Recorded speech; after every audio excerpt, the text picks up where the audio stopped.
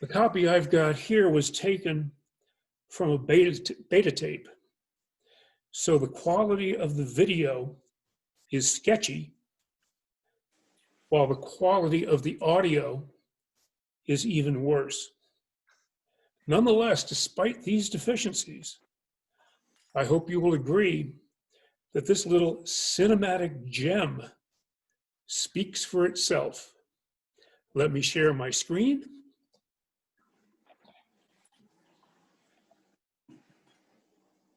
North Star.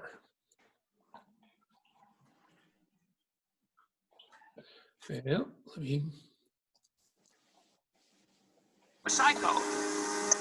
Two vexing little problems were solved. Bill's murder was explained, and then let me take care of you. The man with the 1,000 IQ. The only mind brilliant enough to expose my enzyme as a fraud. You must have just loved it, huh? Never want us to keep working together, just you and I, for the good of all humanity. I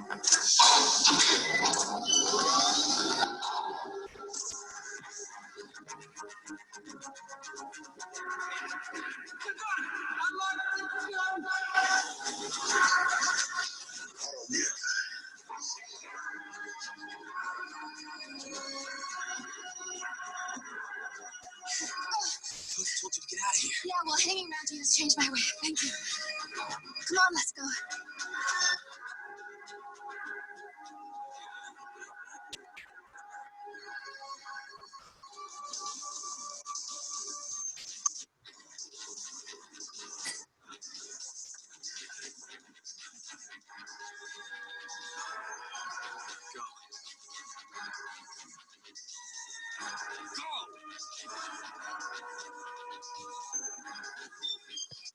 This is a video clip of some stupid show that was filmed in Palomar. Oh, a movie or something.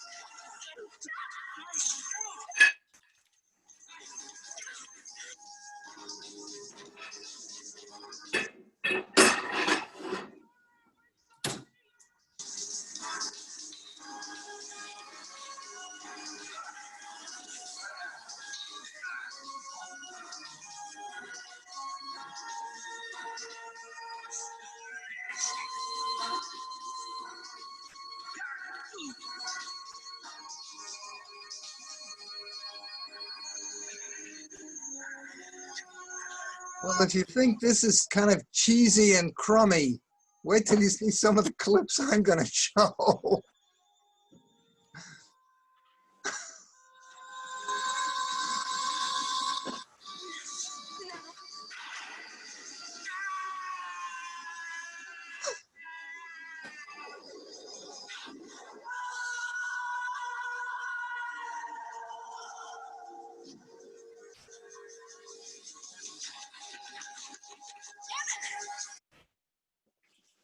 Amazing. So in answer to the question that was asked by one of the viewers here, were any astronomers hurt during the making of this?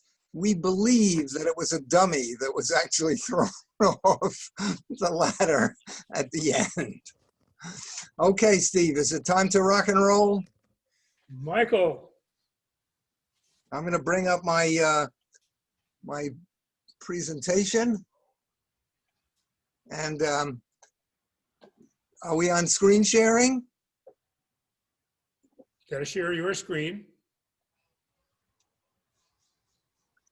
Do I have to do that? Do I have to share my screen? You've got to share your screen. Nobody else can do it. Okay.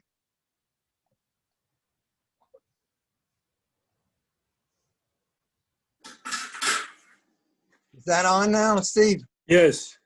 Okay, I'm Yes, gonna, yes, we've got the editing version of okay. How about that? good. Okay, I'm going to ask everybody to mute their microphones for the moment while I'm doing the talk, because otherwise we'll get feedback. So please mute your computers, your phones, and let's get rocking and rolling here.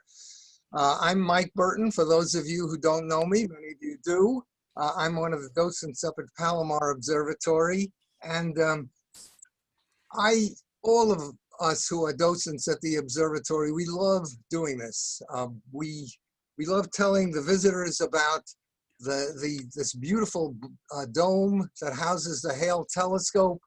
And I like to call, when I give my tours, I call this building the Cathedral of Astronomy.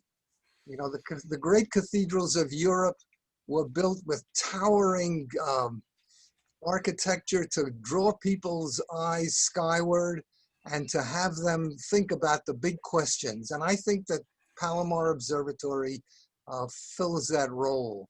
And I think that when people think of astronomy, the picture maybe that comes into their minds is the picture of this observatory. And at the beginning of this talk, I want to acknowledge several people who helped in one way or another on the talk. I want to acknowledge Andy Bowden, who is the director of Palomar Observatory, for suggesting that I do this talk. I've had a lot of fun working on it. I want to acknowledge Dr. Annie Mejia, who is a consultant to the observatory. And I don't know if Annie is on the conference call, but Annie knows more about Palomar and popular culture than anybody on the planet. She's just was a tremendous help in pointing out a lot of the material that I'm going to use in this talk. And I want to give a tip of the cap to another one of our docents, Mark DeVecchio, who pointed me to some of the science fiction clips that you're going to see. So here's the dome of the Hale telescope. And so astronomy, it's clear that Palomar Observatory is an icon of popular culture in astronomy. But Palomar also appears in a lot of other things. For example, this is Southern California, where I live, where the observatory is. And Southern California is it's a civilization built for the automobile.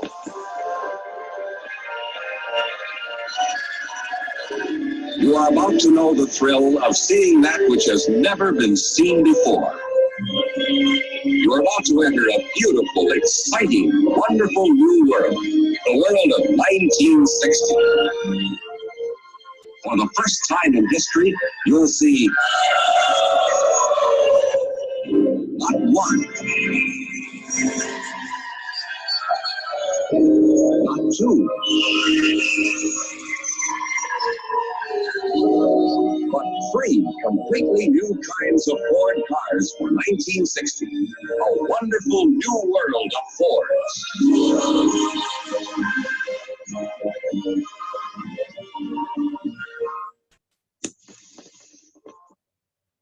So the three cars that you saw on these, the Ford's flagship automobile that year was the Galaxy. And the other two cars were the Thunderbird and the Comet. See if I can go back to the end here. And yeah, so this is the Galaxy. Here's the Thunderbird, and there's the Falcon. And later on, Ford had a car called the Comet. So there must have been someone at the Ford Motor Company who was an amateur astronomer there and who loved naming their cars. And Annie Mejia points out that the dome in the background is indeed the dome for the 200-inch telescope. But the view that you get from here is a view that you get from the Griffith Observatory, a public outreach observatory in Los Angeles, and it looks out over the Los Angeles basin.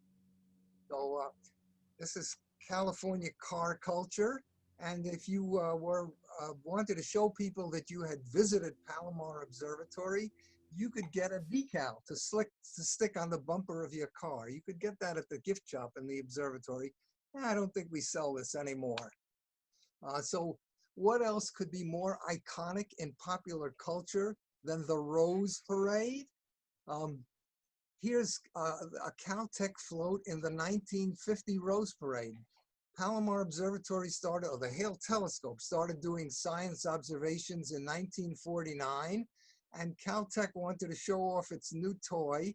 I guess they had more of a budget for things like this in 1950 than they do today. There haven't been any Caltech or Palomar floats in the Rose Parade recently, but this is a kind of an iconic picture here. Now, Palomar Observatory has inspired music. I'm going to play just a few seconds of this. This is kind of a weird avant-garde music. I thought that was pretty horrible. That's why I played only 1 second of it. It goes on for several minutes. Here's one that's a little bit softer.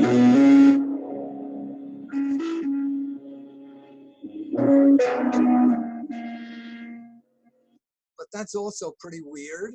Of the 3 music clips I'm doing here, I like this one the best. This is a composite of 1,500 images taken by a fellow who is an observer at Palomar Observatory 10 years ago during the Perseid meteor showers. His name is E.R.R. Covey, as it says there.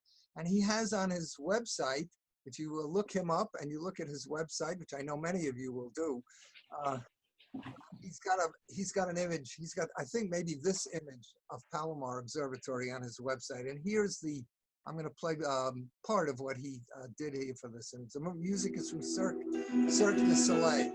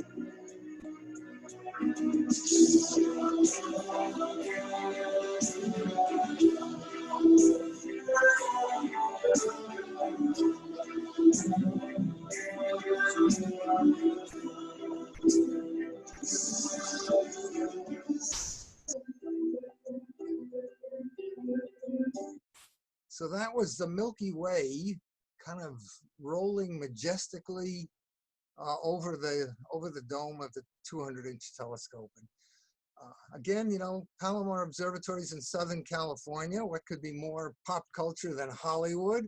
So here's a movie clip from the 1950 science fiction movie Destination Moon. Mr. Barnes, can you tell us where you landed? The astronomers at Palomar say they could see you if they knew where to point the big eye. We landed in the crater Harpalus, which is in the upper left-hand quadrant of the moon, as seen from North America. Now that's a bit of a stretch. The smallest thing you could actually see from the Hale telescope on the moon, or any Earth-based telescope, is something about the size of the football stadium at the University of Michigan, or the Rose Bowl. However, it is accurate that the crater Harpalus is in the upper left-hand corner of the moon. Here's another clip, rocket ship XM.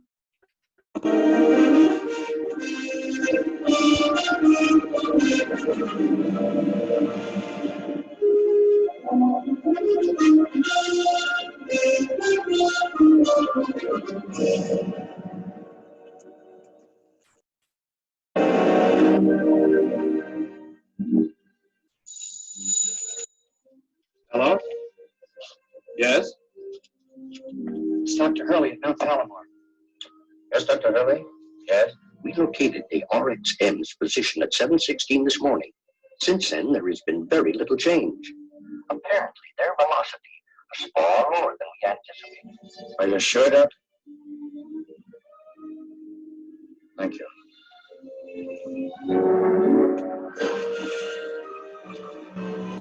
Well, I don't know who that fellow is supposed to be. Maybe the president, I don't know, but he sure looks worried.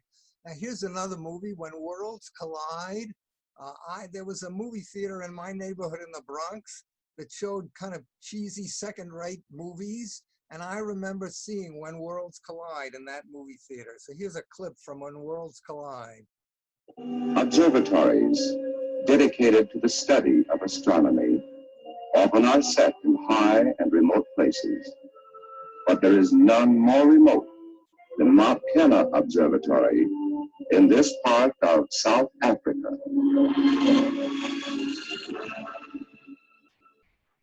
Our calculations proved to be correct. This will be the most frightening discovery of all time. These two bodies have traveled almost 1 million miles in 2 weeks. Now that's particularly funny. The screenwriter must have thought that traveling 1 million miles in 2 weeks was a pretty big distance and a pretty high speed, but actually as Earth orbits the sun, Earth travels about 12 million miles in 1 week. So this is kind of science fiction.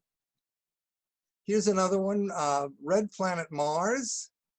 This is a story not yet told. It begins on a warm evening some years hence, when high on a mountaintop in Southern California, a giant telescope searches the heavens for the secrets there contained.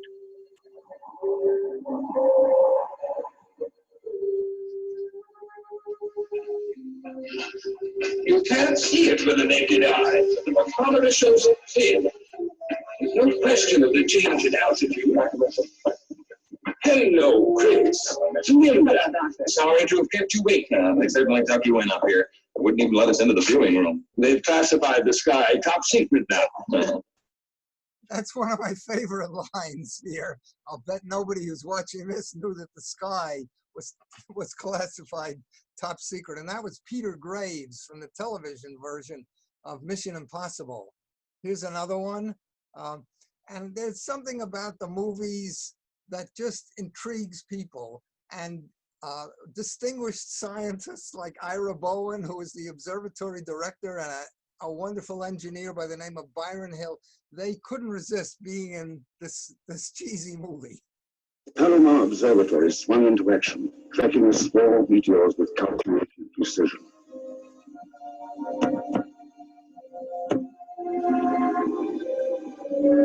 This giant eye reaching into space still with the warners of any change in plans.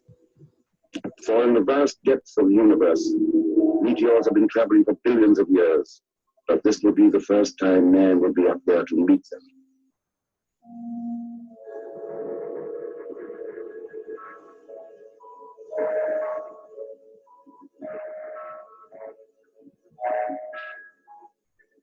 Exact speed and position was checked and rechecked.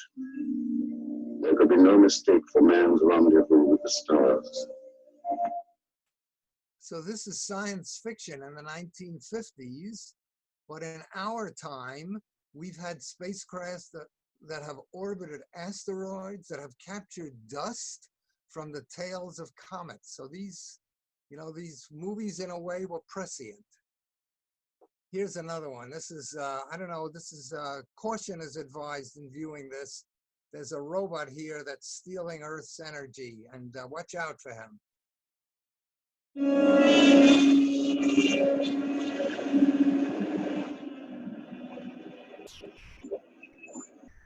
Sorry, this is restricted territory.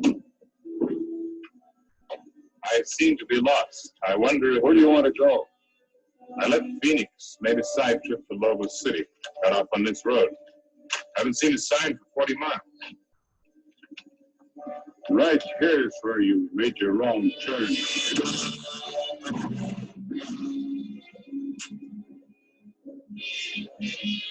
Come on, honey. Take a look.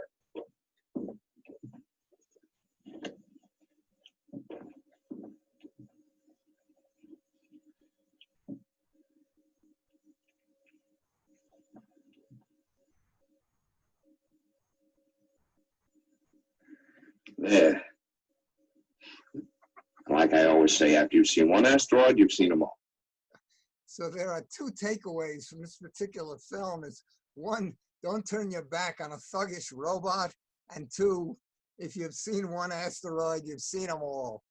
So now here's a movie from 1948 called War of the Satellites. And in 1957 and 1958, we had Earth satellites. Sputnik went up in 1957, the Russian satellite. The United States answered shortly after with the Explorer satellite. And the Explorer satellite was about the size of a basketball. So let's have a look at this clip here.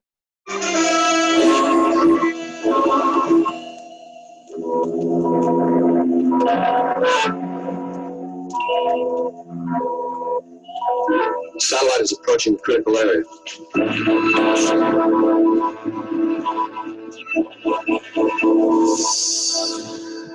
There it is, the barrier. It's forming again. Get through. Get through.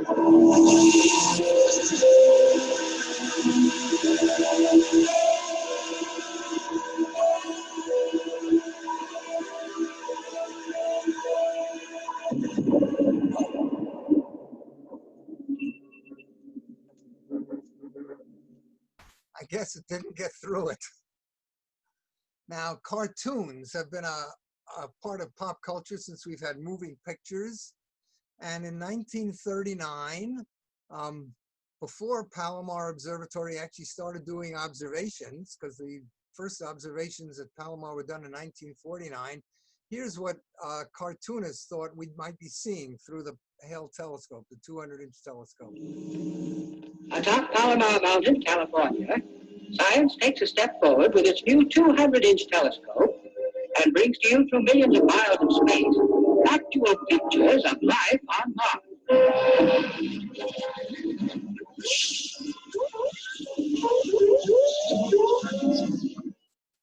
Now, I don't know about life on Mars. To me, that looked more like life on the 405 freeway at rush hour. But I think it's kind of interesting that right now there's I think just one rover, the Curiosity rover on Mars, but China has sent a rover to Mars, and the United States has sent the Perseverance rover to Mars, and I believe the United Arab Emirates have sent also a satellite that will be in Mars orbit. So maybe we'll see that, stuff like we just saw in the Merry Melodies cartoon. And here, of course, you can't talk about cartoons with Bugs Bunny. His fingerprints are all over the cartoon world. So here's a 1952 cartoon in which Bugs takes over a spaceship. He lassos the crescent moon. He lassos a ring from Saturn, and he heads back to Earth. And this is a view of the Palomar Observatory where he's heading for, and that's the dome of the 200-inch telescope. There's the second dome is the 48-inch telescope there. So Bugs is headed for that, and here's the director of that observatory. I think our actual director, Dr. Bowden, is better looking than this fellow here, but let's see this clip.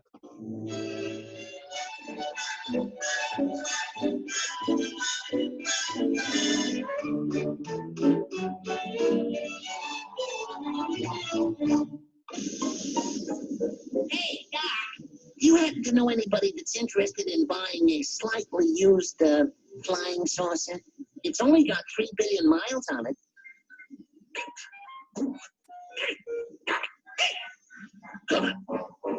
Huh. What's biting him? It's interesting, actually, that not too far from Palomar Observatory, probably about 40 miles as the crow flies, is the town of Ramona. And in the 1930s, Ramona was the turkey-raising capital of the world. They raised more turkeys for sale in Ramona, and maybe that's where Dr. Frisbee is going, from Palomar Observatory down to raise turkeys in Ramona. And here Gumby is getting into the act. He sees the moon.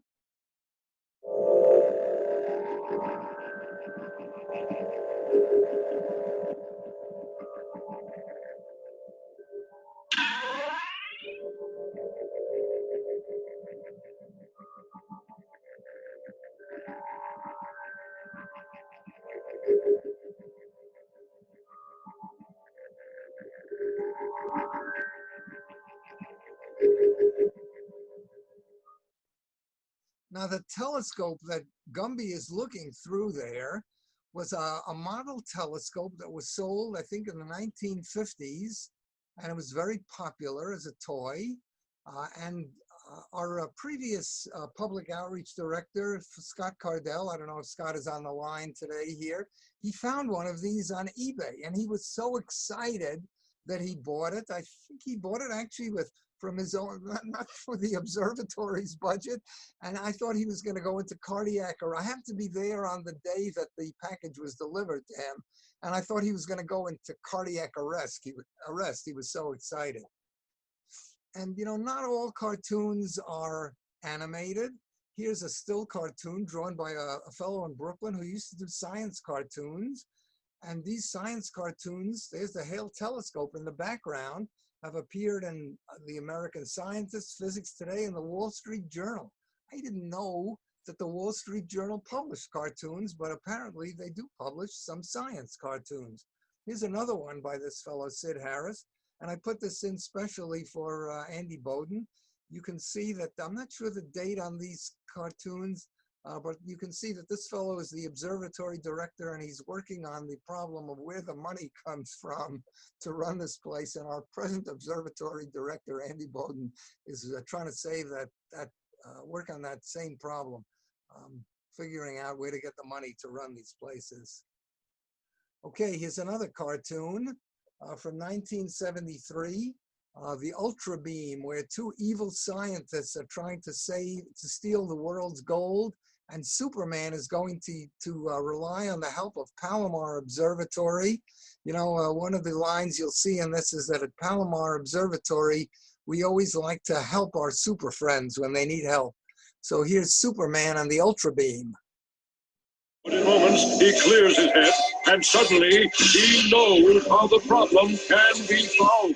He streaks toward shore. With your kind permission, sir, I'd like to borrow something for a little while. Of course, Superman. Anything to help out the super friends. Superman borrows the huge 200-inch reflecting mirror from the Mount Palomar Astronomical Observatory and speeds on his way to help Wonder Woman. Near the underwater caverns, Aquaman and friends are ready to act if Wonder Woman and Superman fail. Well, that'll keep her groggy, and Superman's nowhere to be seen. Let's beam in on that gold. As time runs out, the Man of Steel returns. Using the curved surface of the huge mirror to reflect the blue beam away from himself, Superman is able to approach the plane and shut off the powerful ray. The gold in the undersea caverns is saved. Superman speeds back to the Palomar Observatory to return the huge mirror. The Superman, you can see, Superman is a good citizen. He borrows something from you, he returns it. But he's not the only one that's using the 200-inch mirror. Here is Calvin from Calvin and Hobbes, who's borrowing the mirror for a nefarious purpose. He takes the mirror, and here you can see in this panel down here, he uses it to obliterate his elementary school so he won't have to do homework. I don't know about that, Calvin. I don't know. Now, I don't know if young people collect stamps anymore, but I collected stamps. One of the things that stamp collectors prized were commemoratives. They're still issuing many commemoratives today. And in 1948, stamps were 3 cents. My allowance was 25 cents a week at that time. When this stamp was issued, I went down to the post office and I bought a sheet of stamps, these Palomar commemorative stamps, and I still have that Palomar stamp at home here. Fortunately, I took the plate block and I took 1 or 2 of the Palomar stamps, and my parents bought the rest of the sheet from me, so I still had some spending money left. Here's a stamp from Ascension Island. This is a British colony in the Atlantic Ocean, and it's a pretty good representation of the Hale telescope. And hanging over here, I don't know if my pointer is visible. My cursor is visible. This is the Hartmann screen that was used for the final sort of adjusting of the shape, the figure, it's called in astronomy, the figure of the 200-inch telescope. So this is a stamp from 1971. One of the things that collectors prize, particularly kids, I don't know if serious collectors prize this, was unusually shaped stamps. Not all stamps are rectangular. Some were diamond shaped, some did not have perforations, but here was a circular stamp from Ascension Island from 1971. Now in 1974, Russia launched 4 space probes to explore Mars. Mars 4, 5, 6, and 7. Hungary was part of the Iron Curtain bloc at that time. They put out a series of stamps to honor the Russian effort. There's the red planet and there's the Hale telescope on one of those stamps. And they also put out a stamp in 1974 to honor the death, to commemorate the death of Vladimir Lenin. Now their space stamps were premature because all 4 of the Russian space probes to Mars failed in 1974, but Lenin was still dead, so they could still celebrate that. Here's a set of stamps from Nicaragua, issued in 1985. You may remember that in 1986, Halley's Comet was returning. I saw Halley's Comet streak across the sky or be sort of splashed across the sky from the Anza Borrego Desert State Park, which is not too far east of Palomar Observatory. There's Edmund Halley up here in the corner. And here's the Hale telescope on a stamp with, this is William Herschel's 40-foot reflecting telescope from the late 19th century. It was the most important and the largest telescope in the world during its day. And there's the Hale telescope in the background there, 2 great telescopes. And here's another stamp from Nicaragua in 1994 commemorating solar astronomy. That's George Ellery Hale, the founder of Palomar Observatory. And Hale was, ironically, was not a nighttime observer. He was the premier solar astronomer. He was the premier solar astronomer at the beginning of the 20th century. Now, maybe collecting stamps wasn't your gig. Maybe you collected medals. Palomar Observatory didn't let you down. Here's a commemorative medal that was struck to honor the beginning of science operations at the observatory. I don't know if you collected trading cards when you were young. I did. Mostly I collected baseball cards. Sad to say that in 1951, I had a complete set of baseball cards, including a Mickey Mantle rookie card. If I had saved that Mickey Mantle rookie card, I'd be a wealthy man today.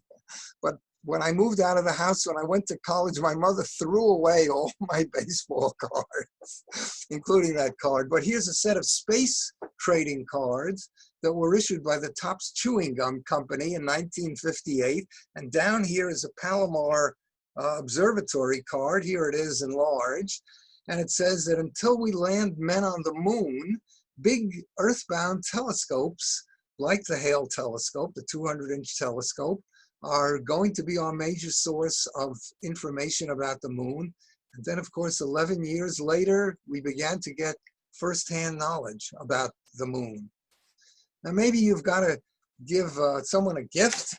There were Palomar-themed gifts available in our gift shop. This is an ashtray, but you know, maybe an ashtray, smoking is not a good, healthy habit. You could also get Palomar-themed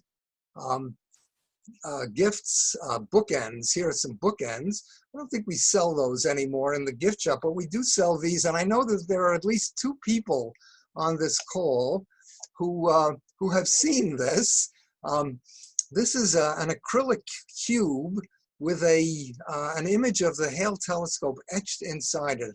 And I've given this cube to two of the people on this call, Noemi Kohler, who is my thesis advisor, and my friend and colleague, Gerfried Kombarski. This is a lovely gift. If and when the gift shop ever opens again and you're visiting Palomar Observatory, this is a lovely gift to get.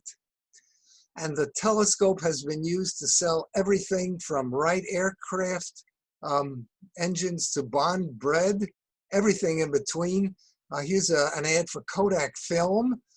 In a way, this is a kind of a natural, because the Hale telescope is actually a giant camera. Everything has always been done with imaging. The picture here is from the dedication of the observatory in 1948. Of course, Palomar Mountain spring water uses the image of the Hale telescope dome. Deatskin drafting equipment. I don't know if any of you took drafting. I took drafting when I was a sophomore in high school. Some of the people on this call I went to high school with. And I like to think that the guy who designed the truss, his name is Marc Serrurier, maybe he used Deatskin slide rules and drafting equipment when he designed the truss for the telescope. So the image of the Hale telescope has been used to sell San Diego tourism. And here's a particularly interesting one. This is the seal of the city of Escondido in San Diego County. Escondido has nothing to do at all with the observatory. The observatory is outside of the city limits, but they borrowed the image of the dome of the Hale telescope here. Now, the real story of the beginning of Palomar Observatory begins with an article called The Possibility of Large Telescopes, written by George Ellery Hale. And Hale he is the founder of modern astrophysics, and he was a kind of a visionary. And he wrote this article called The Possibility of Large Telescopes, and it was published in Harper's Magazine. Harper's Magazine is still published today. It's a magazine that talks about arts and culture and science, and it reaches a broad audience. It's the second oldest continuously published monthly magazine in the world, I believe. And the oldest one is Scientific American. You might say, why didn't Hale publish his article in Scientific American? Hale was a practical man as well as a visionary, and he thought perhaps that if he published it in Scientific American, he'd be preaching to the converted, preaching to the choir. So he published it in Harper's Magazine. It got attention, and he got funding to build the Palomar Observatory. And he wrote, "Starlight is falling on every square mile." The 100-inch area that he refers to in this slide is the diameter of the Hooker telescope on Mount Wilson, where Edwin Hubble did most of his work. And Hale speculated about the new discoveries that we might make with a larger telescope. And he thought, can we build a telescope of 200-inch diameter or 25 feet, which is 300-inch diameter? And he decided on 200-inch diameter because he was a practical man. He knew that a 300-inch diameter mirror would not be able to be transported through the railroad tunnels or the highway tunnels and the US transportation infrastructure at that time. And that's why Palomar has a 200-inch telescope instead of a 300-inch telescope. So Hale got the funding. There were all sorts of headlines in the papers. Here's one from the Times saying a super telescope, a giant telescope is going to dwarf all others. 200-inch telescope compared to the 100-inch at Mount Wilson, twice the diameter, 4 times the area, 4 times the light gathering. And here's a kind of a strange and maybe sadly romantic article from Time magazine. The people who worked on the building of the mirror are watching their baby. Maybe they thought after they had put in tremendous effort to build this mirror that the Hale telescope mirror was like their child. And here they were sending it off out into the cruel, cold world to go west and to begin science operations at the observatory. In popular culture, the 200-inch telescope and the Hale dome have been written about in many magazines. Here's an exclusive from Collier's magazine in 1940. They talk about the first photos through Palomar's giant eye. This is actually not correct. There was nothing, the Hale telescope, the mirror didn't come up to the mountain until 1947. These are pictures probably of the Hale telescope rather than through the Hale telescope. And here's what looks like a science cartoon, but it's actually an ad for Prince Albert pipe tobacco. And here people are getting a tour of the Hale telescope, and the tour guides, maybe these are docents, early versions of the docents, they're showing the telescope to visitors, and a guy back here is saying, quiet please, and pass the Prince Albert. Here in the second panel is saying, maybe we'll be able to find out what the man in the moon is doing. And this guy says, probably smoking his pipe. And here I have a confession to make. When I was a kid, I used to make prank phone calls. A lot of men smoked pipes in those days. And a buddy of mine and I used to call people up, mostly the parents of mostly our classmates, and we'd say, do you have Prince Albert in a can? And if the person said yes, we'd say, well, let him out. He's a friend of mine. So this is what passed for a prank phone call in the late 1940s.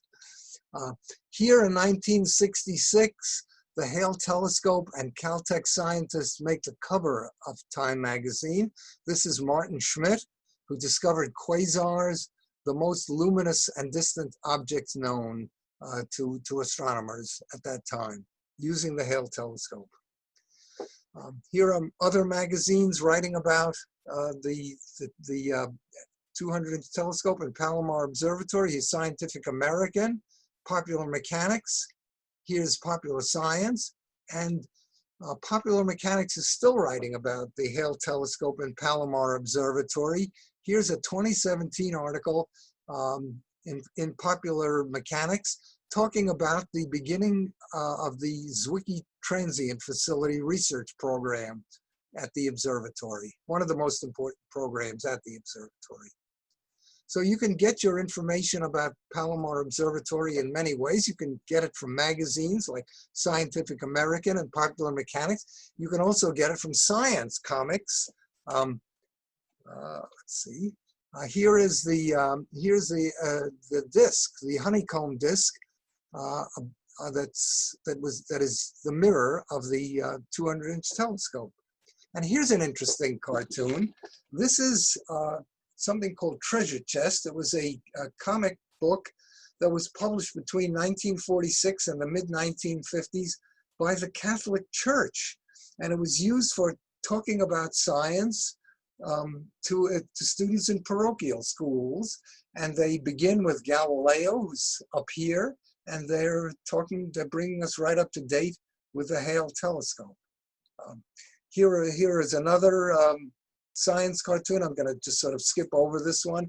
And you may have heard that an astronomer at Caltech by the name of Mike Brown has been gathering data and had the idea that there's a planet out there beyond the orbit of Neptune and Jupiter. He calls it Planet X. And this is something that he's been working on in the last few years, Mike Brown at Caltech. But he's a little bit late because this had already been discovered by Dr. Blaine at Palomar Observatory in 1952. And if you don't believe me, you can read it right here in Fawcett Movie Comics.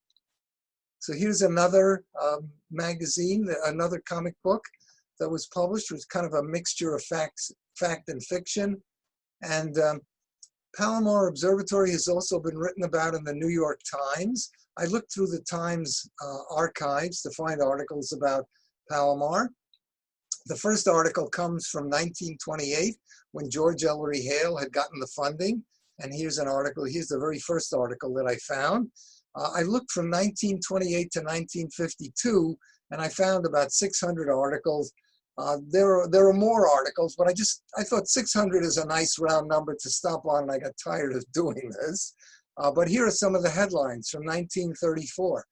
The first pouring of the glass, picking Palomar, Mount Palomar Mountain as the site for the telescope, and then the second pouring of the glass here. And here's an article from the New York Times from 1936. In 1936, George Ellery Hale was in failing health, and Harlow Shapley, who was one of the young astronomers that Hale had hired, realized that we ought to pay tribute to George Ellery Hale, and he organized a seminar that was held at, I believe it was held at Harvard, and he calls George Ellery Hale a priest of the sun. And I'm going to read the two highlighted little sections for you. The first one says, "From the first, Hale thought on an epic scale. If American observatories are the finest in the world, if their instruments are the largest and most penetrating, it's because of him." And the second section says, "It's the function of a Zoroaster, a philosopher and priest of the sun, to lead and inspire." And Hale was a leader and a person who inspired. And I maintain that Hale is still inspiring people because Caltech is building the 30-meter telescope and other people are building huge, huge telescopes. I think that those telescopes have the fingerprints of George Ellery Hale on them. And the last article that I found in the Times in my very unsystematic search was an obituary for Jerry Neugebauer, who was the director of the Palomar Observatory from 1980 to 1994. Of course, we can't leave out books when we talk about popular culture. Here's one of the earliest books, The Glass Giant of Palomar. People had an insatiable appetite for information about the building of Palomar Observatory. It was the equivalent in the 1930s of what the space program was in the 1960s. And here's a guy who toured around the country. Robert Edgar was his name, giving talks about the building of Palomar Observatory. He made his living doing this. Nowadays, no one can make a living doing this, and these talks are mostly given by Palomar docents. We don't make a living doing this. Here's a more recent book from 2010, written by Mike Brown.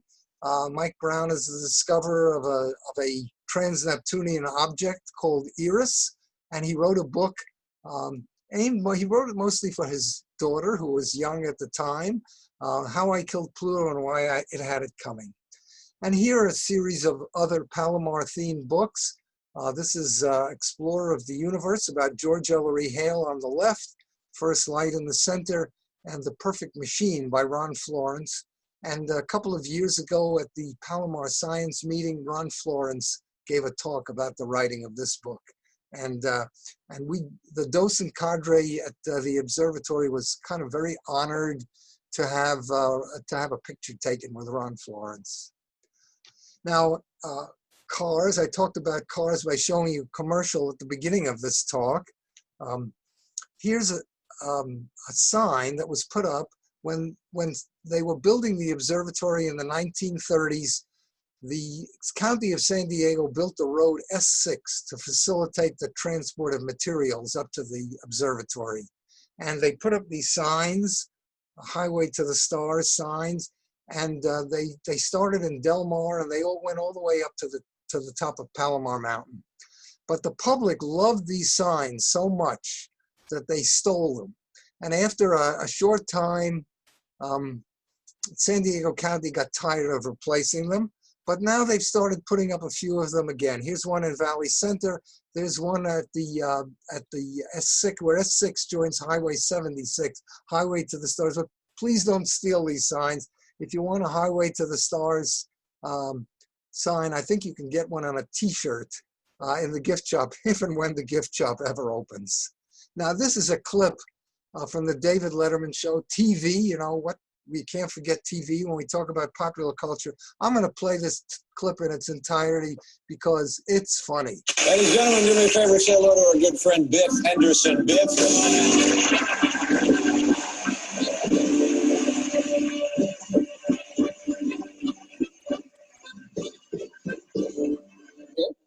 And tonight we're going to visit what town? Palomar, California. Palomar, California. Which is about... it's somewhere between San Diego and Los Angeles. Right there in the Cleveland National Forest. Is that right? That's right. Could we get a larger map? Would it be possible? Do we have something a little bit bigger, a little more unwieldy? There it is right down there. And that's home of the Mount Palomar Observatory. Is that correct, Biff? Right. The home of the Hale telescope. The largest telescope. No, it's not the largest anymore. It was at one time. I see. How many people live in that town?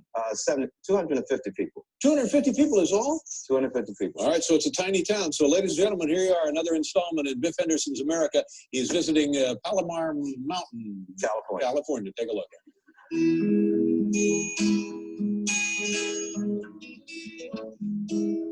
High above the clouds, nestled in the heart of Cleveland National Forest, is the sleepy, bucolic town of Palomar Mountain, population 250.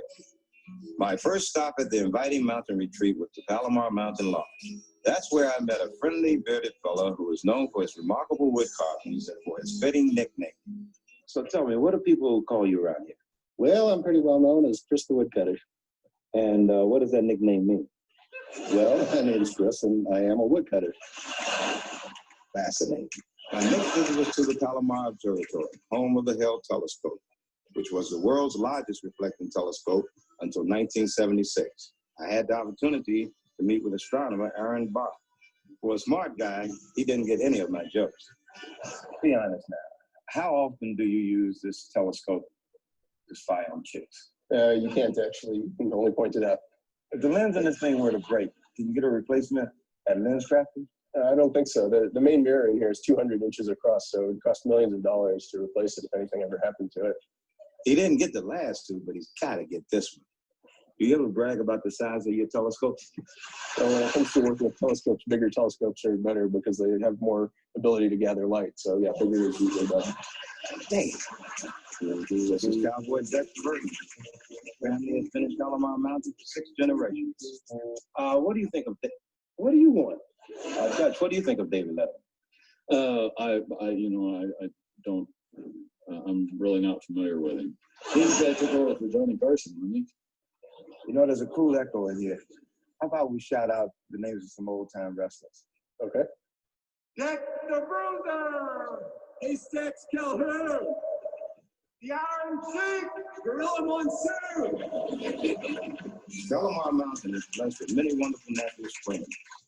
The water is bottled by the Palomar Mountain Spring Water Company and is sold in the San Diego area. I had the chance to meet one of the company's drivers. I have a fun idea. How about we gargle Palomar Mountain Spring water together? Okay.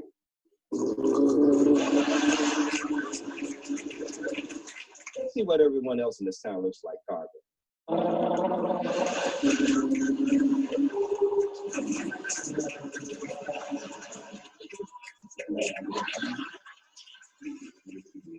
I discovered in my travels that in every small town, there is one person who is known as a character, and Palomar was no exception. Meet Cal Rainbow. Now, do you think Jennifer Lopez and Ben Affleck will last? My TV quit. I don't know who you're talking about. If you were to describe life in Palomar in one word, what would it be? Can't stand it.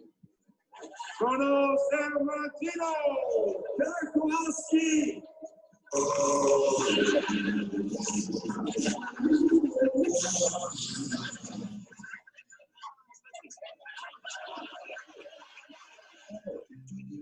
As I started off towards home, I thought of all the interesting places I had visited and all the wonderful people I had met. But in years to come, when I reflect on my visit to Palomar Mountain, one image in particular will stand out the strongest. My buddy Cal would say, can't stand it. Sitting on a Sunday rail, still ticking on the Beautiful guy. Beautiful. Absolutely breathtaking. Yeah, I was never there. I would like to go there. Oh, you should go. Looks there. like a lot of fun. Oh, it's a great place. Another great job. Thank you very much, Biff. Thank you, Dave. On the program tonight, we got the turkey calling champions. We have Marg Helgenberger and the Flaming Lips. We'll be right back with the turkey calling champions. So as far as I know, David Letterman still hasn't come to Palomar Observatory. And I often wondered before I became a docent at Palomar, what were those astronomers really doing up on that mountain? And You know, apparently there was a lot of marijuana growing up on that mountain. So maybe some of the people that fled from the police officers were some of the observers up at the Hale telescope. So here's a more recent article from the San Diego Union Tribune. That's our public outreach director, Steve Flanders, there in front of the dome of the Hale telescope. And Steve and the public outreach program, Caltech's public outreach program, are keeping the Palomar story in front of the public. And the Palomar, you know, when I give my tours, I like to say the telescope is over 70 years old now. What other piece of technology equipment can you think of that's 70 years old that's still doing cutting edge research? I can't think of anything else besides the Hale telescope offhand. And I want to close by telling you that science doesn't just happen. I like to call that telescope the Gray Lady. It's painted a kind of battleship gray. To keep the Gray Lady relevant, it takes a combination of three things. Doing good science is the first thing. Telling the story is the second thing. And raising the money is the third thing. And this is written for here at Palomar Mountain and on Zoom. We're all part of the team doing these things. I want to thank you all. I hope this was entertaining and informative, and keep on telling the Palomar story. Thanks a lot. And if anybody has questions, I'll answer questions. Yeah, this isn't a talk really that generates much in the way of questions. Well, Michael, thank you very much. And everybody can turn on their microphones if they want to have something to say. Comments, questions. Michael, that was wonderful. It reminded me of all the comics I read in the 50s, but I got an exception to one point. When Worlds Collide was not a grade B movie. Destination. They were expensive A movies produced by George Pal, one of the great science fiction producers of all time. Mea culpa, mea culpa. I apologize. You're forgiven. This was great. This was fabulous. I learned a huge amount. Thank you. Mike, how on earth did you find all this stuff? I have to credit Annie Mejia. She's been a consultant to the observatory, I don't know, for the last 10 years or something like that. And she really is the one who ought to be giving this talk. But somehow I got tabbed to do it. And I just have had just an incredible amount of fun doing it, researching this stuff. Believe me, if you wanted to see cheesy movie clips, I have more, but I try to keep 45 minutes or so. So I had to limit what I put in there. But Annie was a great source of this, and Mark DeVecchio for a lot of the movies, another one of the docents. It was nice to see the Catholic Church featuring Galileo in the cartoon, since they put him under house arrest under the Inquisition. Yeah. The Catholic Church has had a complicated relationship with science, but they are in their own way. People are asking who. They've had a great support of science. They've had an observatory. The Catholic Church has had an observatory for centuries, actually. And the Catholic Church, the Vatican Observatory, I believe now is located in Arizona. Jay, I see you're on here. Jay Pasico, do you know where the Vatican Observatory is? I think it's on Mount Graham. In Arizona, yeah. So they still use the one in Castle Gandolfo also. Oh, really? Yeah, well, they actually opened something in a town around 15 miles from there, the other end of the garden that starts in Castle Gandolfo. Oh, okay. The libraries in Castle Gandolfo. The telescopes are moved down into the garden and beyond. So, Michael, it seems to me you forgot Flash Gordon. Well, I don't know. I don't know if Palomar Observatory appears in a Flash Gordon. I mean, this was not about science fiction. This was about science fiction that featured the observatory in one way or another. And I didn't find anything offhand, but maybe for the next edition of this talk, which I hope to be giving, I hope that, as I'm sure we all do, that the coronavirus, that we develop a vaccine sometime in the not too distant future, and the observatory opens to visitors again. I know that a number of you who are on this call here or group today have actually visited the observatory. It's a great place to spend a day on Palomar Mountain. It's a beautiful setting. The observatory itself, the architecture of the Hale, the 200-inch dome, the museum there. Annie Mejia redid the exhibits in the museum a couple of years ago, and it's just spectacular there. So I hope you all, if you have been there, have appreciated being there, and those of you who haven't, who have the chance, even without David Letterman, when we open again to visitors, come up and see us. Great fun, Michael. Thank you. You're welcome. I have a question about the Bugs Bunny cartoon, and how sure are you that that is actually Palomar and not Mount Wilson? It looked like the solar telescope and the 100-inch and the 60-inch. You're right about that. Annie pointed out to me that in many of these cartoons, there's a kind of a mashup of the Mount Wilson, the dome of the Hooker telescope on Mount Wilson. So you're absolutely right. But again, in the interest of keeping the,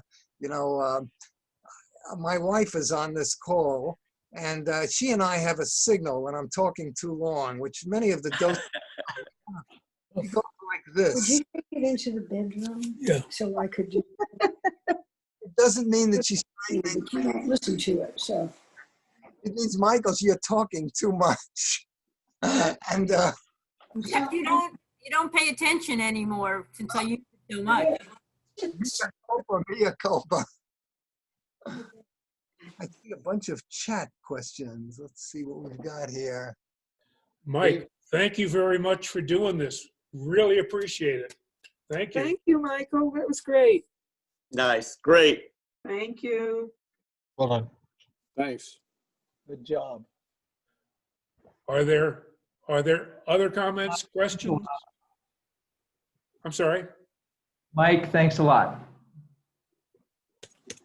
Yeah, I'm curious about the link for the other online Palomar talks.